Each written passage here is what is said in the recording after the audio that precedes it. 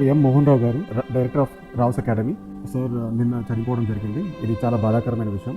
So మనం sir గురించి మాట్లాడాలంటే, సార్ ఐఏఎస్గా చాలా చాలా డిపార్ట్మెంట్స్లో పనిచేశారు. లైక్ రెవెన్యూ డిపార్ట్మెంట్ కానీ, revenue administration, general administration, law and order and agriculture and social జస్టిస్లో చాలా ఆయన ముద్ర ఆయన వేశారు ఆ డిపార్ట్మెంట్స్లో.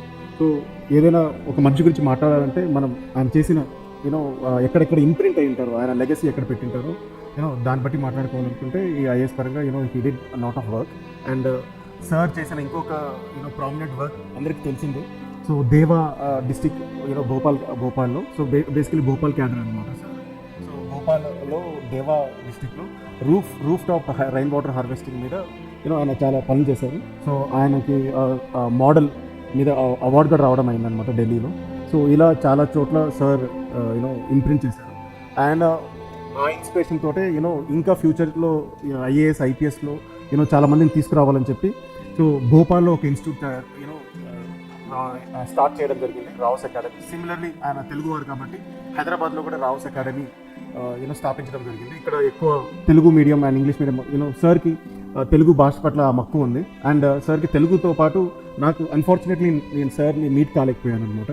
సో కానీ నాకు యూట్యూబ్లో అండ్ ఆయన చేసిన స్పాన్ ఆఫ్ వర్క్ కానీ ఏదైనా నాకు తెలిసిన ఇన్ఫర్మేషన్ ఏంటంటే సార్కి పాటల పట్ల కూడా చాలా మక్కువ. అండ్ ముఖ్యంగా రైన్ వాటర్, ఈ వాటర్ మీద చాలా పాటలు పాడారు ఆయన. ముఖ్యంగా హిందీలో పాడారు. సో టైం దొరికితే చూడండి. అండ్ హిందీలో పాడారు. అండ్ యాజ్ వెల్ అస్ ఆయన లైవ్లీ పర్సన్ అని నాకు అర్థమైంది. ఎందుకంటే ఆయన ఇదే కాకుండా నేను పాత ఇంటర్వ్యూస్ కొన్ని చూశాను నిన్న. అంటే కోఇన్సిడెంట్ ఏమైందంటే నేను ఆయన యూట్యూబ్ వీడియోస్ చూడడం స్టార్ట్ చేశాను. సో చూశాక నాకు అర్థమైంది ఏంటంటే sir led life king size life lead చేశారు. సో ఆయన ఇదే కాకుండా ఏది ఆయన చెప్పారు, నేను ఆయన ఇంటర్వ్యూ చూశాను అనమాట, ఎన్డీటీవీలో ఇచ్చారు ఆయన. సో ఆయన చేస్తున్న పని ఏంటంటే చాలా స్ట్రెస్ఫుల్ వర్క్.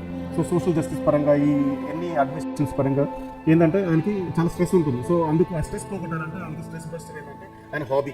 సో ఆ హాబీలో ఒకటి ఏంటంటే పాటలు పాడడం. సో ఆయన పాత పాటలు ఉంటాయి, మీకు 10 years back or I think 10 years back అనుకుంటా, అవి ఆయన పాటలు కూడా పాడారు. ఆయన పాటలు పాడడం వల్ల డాన్స్ కూడా చేశారనమాట. So he was a lively person as for I know.